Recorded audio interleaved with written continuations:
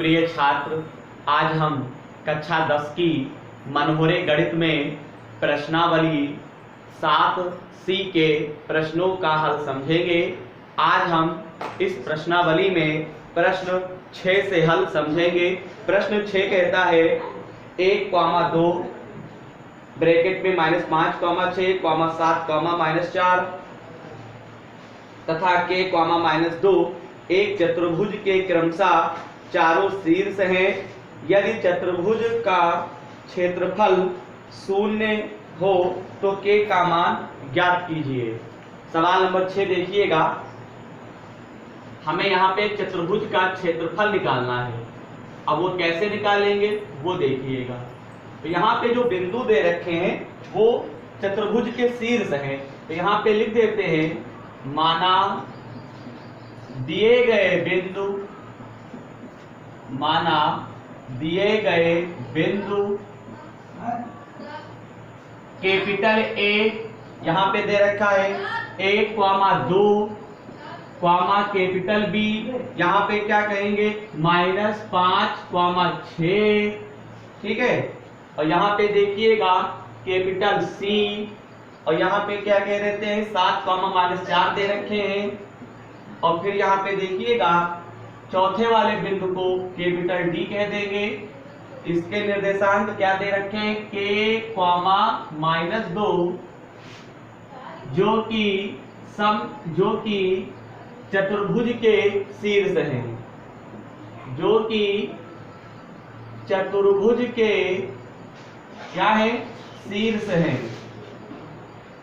यहाँ पे मैंने मान लिया है, माना दिए गए बिंदु कैपिटल ए ब्रैकेट में 1,2 कैपिटल बी -5, 6 कैपिटल सी 7, -4 तथा कैपिटल डी k, -2 जो कि चतुर्भुज के क्या है शीर्ष हैं। अब यहाँ पे हमें चतुर्भुज का क्षेत्रफल निकालना है। तो यहाँ पे देखिएगा, यहाँ पे एक हम चतुर्भुज बनाते हैं, ठीक। और यहाँ पे देखिएगा जो बिंदु हमने ऊपर लिखे हुए हैं उनको हम इसमें दर्शा देते हैं। यानी पहला वाला बिंदु ए है तो यहाँ पे लिख देंगे 1,2, और यहाँ पे जो दूसरा वाला है यहाँ पे लिख देंगे -5, 6 लिख देंगे।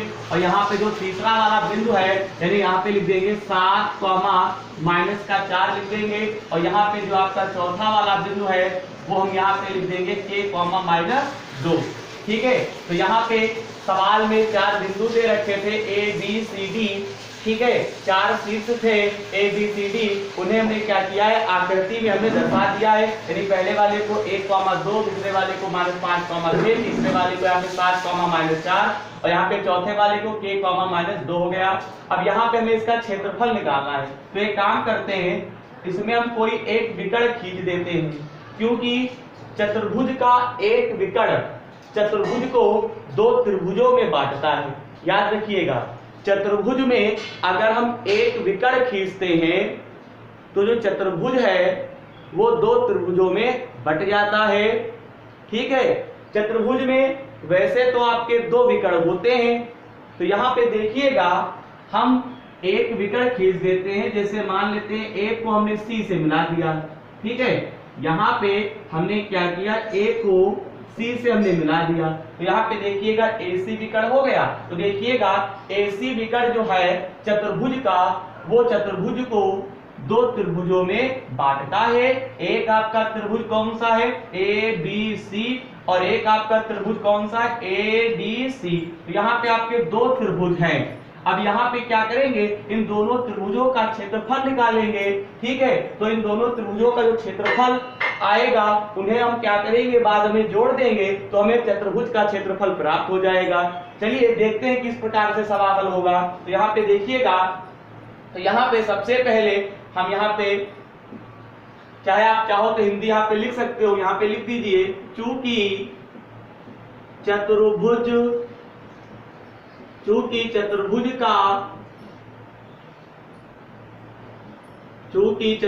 का एक विकर्ण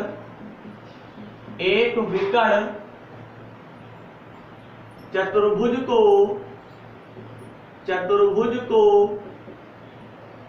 2 त्रिभुजों में बांटता है। दो त्रिभुजों में बांटता है। क्योंकि चतुर्भुज का एक विकर्ण चतुर्भुज को दो त्रिभुजों में बांटता है। ठीक है, यहाँ पे लिख दिया है समझने के लिए। अब यहाँ पे हम एक त्रिभुज का क्षेत्रफल निकालेंगे। तो यहाँ पे देखिएगा, यहाँ पे लिखेंगे, सबसे पहले निकाल रहे हैं एरिया ऑफ त्रिभुज A B C. Area of त्रिभुज ए बी सी, इसका मतलब पता है क्या हुआ, यानी कि त्रिभुज ए बी सी का क्षेत्रफल। एरिया का मतलब क्षेत्रफल, और किसका क्षेत्रफल, ए बी सी का क्षेत्रफल। यहाँ पे आप सूत्र लिख देंगे। सूत्र आपका क्या होता है, सूत्र होता है x1 ब्रैकेट में आपका x1 अगर है तो यहाँ पे y2 माइनस y3, और फिर आपका क्या होता है, यहाँ पे हम लिखेंगे x2, तो ब्रैकेट में आपका क्या हो जाएगा, यहाँ पे y3 माइनस y1, और प्लस में आपका क्या होता है x3, तो ब्रैकेट में आपका y1 माइनस y2 होगा। ये आपका फार्मूला होता है। अब हम इसमें मान को पुट अप करेंगे। तो यहाँ पे देखिएगा, यहाँ पे ए बी सी है, तो यहाँ पे x1 y1 नाम दे दीजिए, x2 और y2 नाम दे देंगे, x3 और y3 नाम दे देंगे। तो यहाँ पे देखिएगा x1 है, तो x1 के स्थान पे हम लोग कितना लिखेंगे, 1 लिखेंगे। यहाँ पे y2 है, तो y2 के स्थान पे क्या लिखोगे, 6 लिखोगे। यहाँ पे आपका y3 है, y3 के स्थान पे माइनस का 4 है, तो माइनस माइनस आपका प्लस नहीं हो जाएगा, हो जाएगा। यहाँ पे x2 है, तो x2 के स्थान पे माइनस का 5 लिखोगे। तो यहाँ पे देखिएगा x2 है तो माइनस का 5 लिखोगे इसके स्थान पे, तो प्लस माइनस आपका माइनस हो जाएगा। अब आगे देखिएगा y3 है, y3 के सामने आप माइनस का 4 लिखोगे, माइनस का 4 लिखोगे। y1 के स्थान पे क्या लिखोगे, माइनस का 2 लिखोगे। ठीक है, ये ब्रैकेट हल हो गया, प्लस का निशान लगाइएगा। x3 के स्थान पे क्या लिखेंगे, x3 के स्थान पे आपका 7 है, और y1 के स्थान पे आपका 2 है, y2 के स्थान पे आपका 6 है। ठीक है, अब आगे देखिएगा, इसे सॉल्व करते हैं तो 1/2, यहाँ पे 6 और 4 कितने होते हैं, 10, और बाहर 1 है, 10 एक कम आपका 10 हो जाएगा।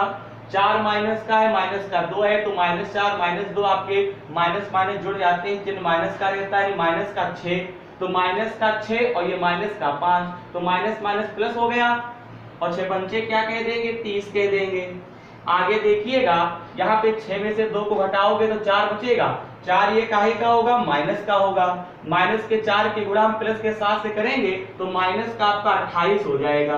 कितना हो जाएगा, माइनस का 28 हो जाएगा।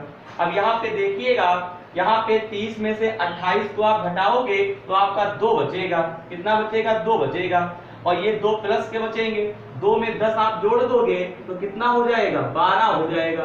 12 से काट दो, 2 1 कम 2, 2 6 12, यानी कि आपका 6 आ गया। यानी कहने का मतलब ये है, यहाँ पे जो त्रिभुज एबीसी का हम क्षेत्रफल निकाल रहे थे वो हमें कितना प्राप्त हुआ है, 6 प्राप्त हुआ है।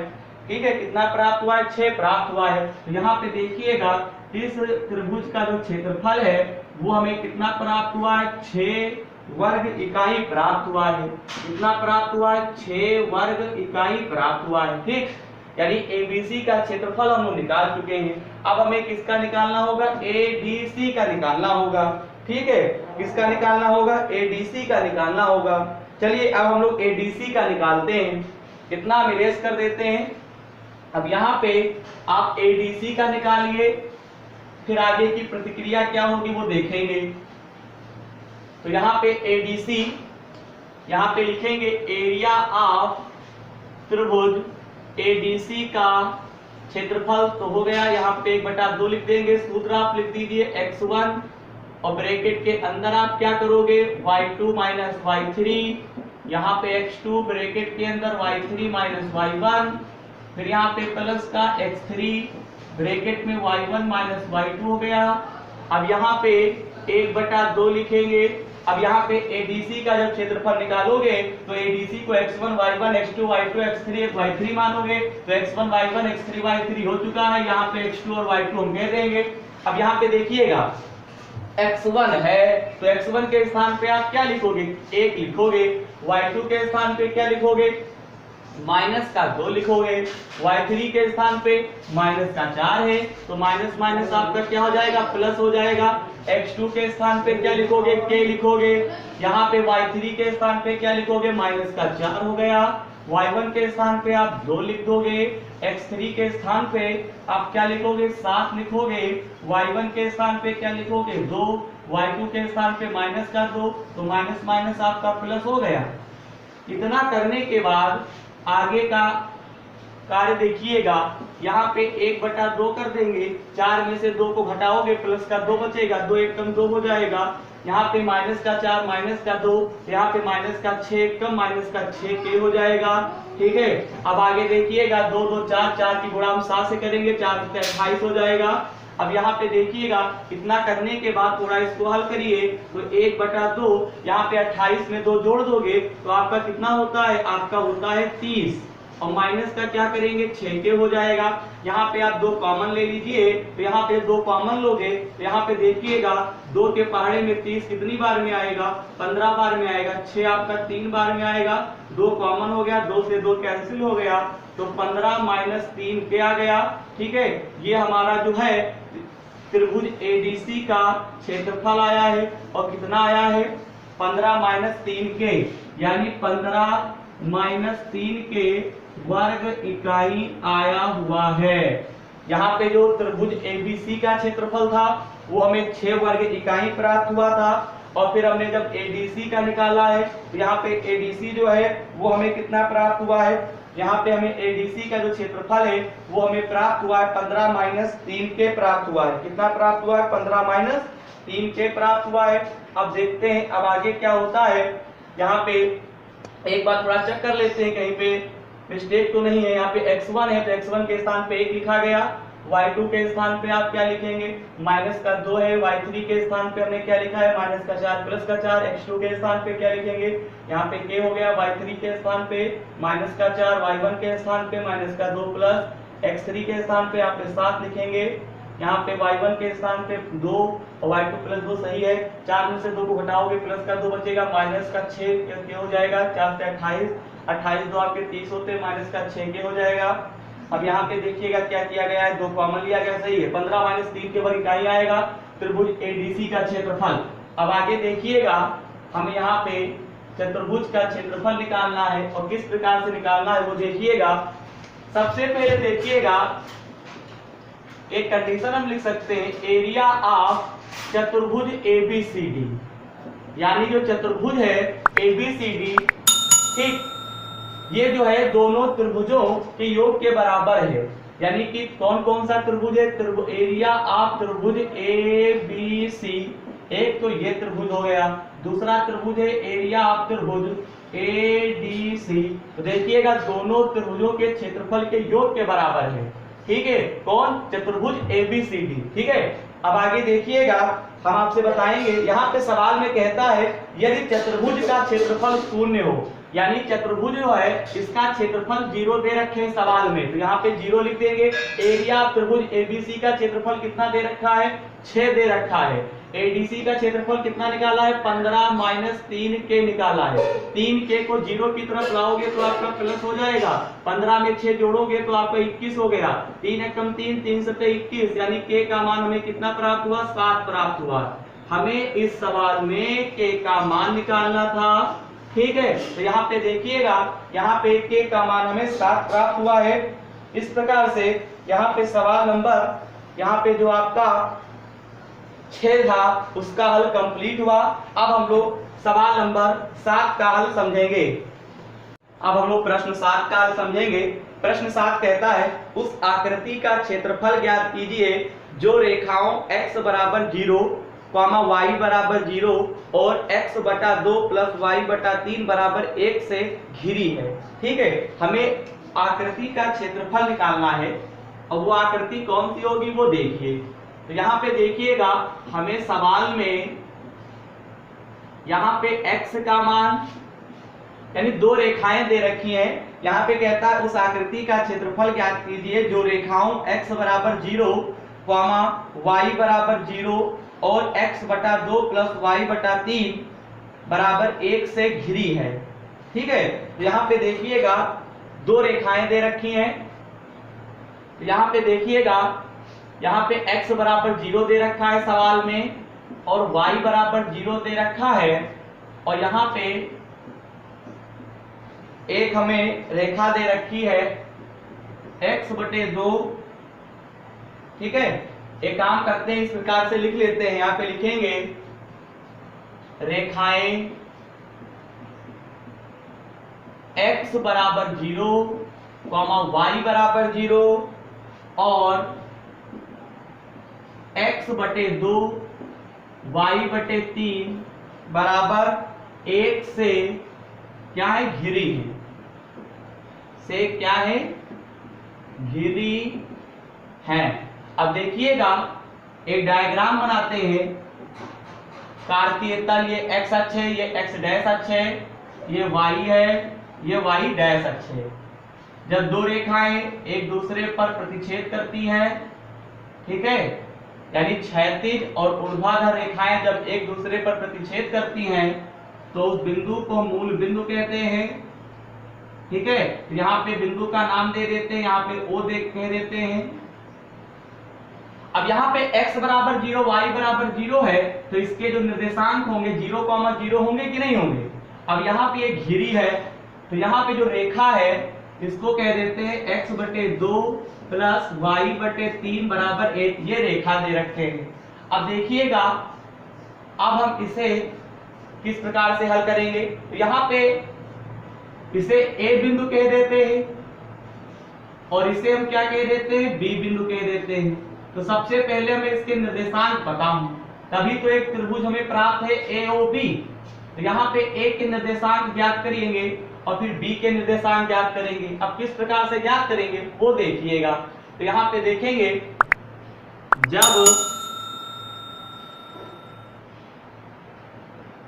x बराबर 0, तो देखिएगा x/2 प्लस y/3 बराबर 1 हम इसमें मान रखेंगे। तो यहाँ पे जब x का मान 0 है तो यहाँ पे 0/2 y/3 बराबर 1, यहाँ पे 0/2 हट जाएगा। तो यहाँ पे देखिएगा y/3 बराबर 1, यानी y का मान जो होगा वो हमें 3 प्राप्त होगा।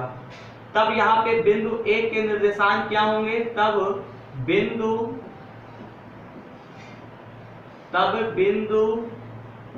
A के निर्देशांक, तब बिंदु A के आपके जो निर्देशांक होंगे वो आपके x का मान पहले लिखा जाता है, तो 0,3, y का मान 3 आया है, x का मान 0 आया है, तो A के निर्देशांक हो गए 0,3 हो गए। अब हमें किसके निर्देशांक निकालने होंगे, बिंदु O के तो निर्देशांक पता है कि 0,0 है। अब हम B के पता करेंगे। तो यहाँ पे लिखेंगे, जब उसी के आगे आप क्या लिखेंगे, जब y बराबर 0, तब हमें x का मान निकाल लेना है। चलिए देखते हैं। तो यहाँ पे लिखेंगे, जब y बराबर 0, तो यहाँ पे x/2 y/3 बराबर 1, इसमें आप मान को पुटअप करेंगे तो यहाँ पे 0/3 हो गया, 0/3 यानी सब 0 हो जाएगा। तो यहाँ पे x/2 बराबर 1, यानी x का मान हमें 2 प्राप्त हुआ। तो हम कह सकते हैं तब बिंदु B के निर्देशांक क्या होंगे, x का मान हमें कितना प्राप्त हुआ है, 2 प्राप्त हुआ है, y का मान 0 है। तो यहाँ पे बिंदु B के जो निर्देशांक होंगे 2,0 आ जाएंगे। अब हम लोग क्या करेंगे, इसका क्षेत्रफल निकालेंगे जो आकृति हमें प्राप्त हुई है। तो यहाँ पे लिखेंगे एरिया ऑफ त्रिभुज, ठीक है, यहाँ पे कह देते हैं AOB का क्षेत्रफल। यहाँ पे आपका फार्मूला होता है x1 ब्रैकेट में y2 माइनस y3, और फिर यहाँ पे क्या है x2 ब्रैकेट में आपका क्या होता है y3 माइनस y1, फिर यहाँ पे आपका x3 y1 माइनस y2।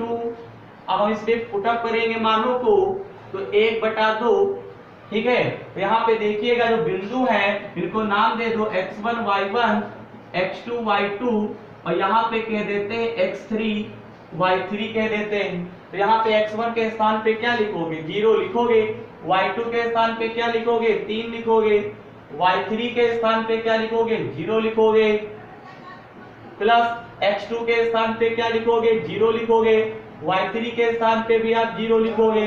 यहाँ पे y1 के स्थान पे आप क्या लिखेंगे, y1 के स्थान पे आप 0 लिखेंगे, x3 के स्थान पे क्या लिखेंगे, आप 2 लिखेंगे, y1 के स्थान पे आपका 0, y2 के स्थान पे आपका 3 आ जाएगा। अब देखिएगा 1/2, यहाँ पे 0 की गुणा ब्रैकेट से होगी, सब 0 हो गया, 0 की गुणा 0 हो गया। यहाँ पे हमारा क्या बचेगा, 2 गुणे -3 गुणा करेंगे या फिर 2 से 2 कैंसिल कर देंगे तो आपका कितना आ जाएगा, -3 बचेगा। क्यों, -3 आ गया।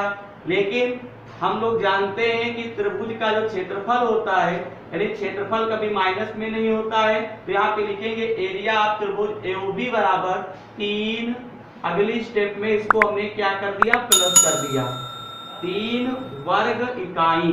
कितना आ गया, 3 वर्ग इकाई आ गया। इस प्रकार से सवाल नंबर 7 का हल कंप्लीट हुआ। अब हम आपको इस प्रश्नावली में जो आगे के प्रश्न हैं उनका हल हम आपको अगली वीडियो में समझाएंगे। धन्यवाद।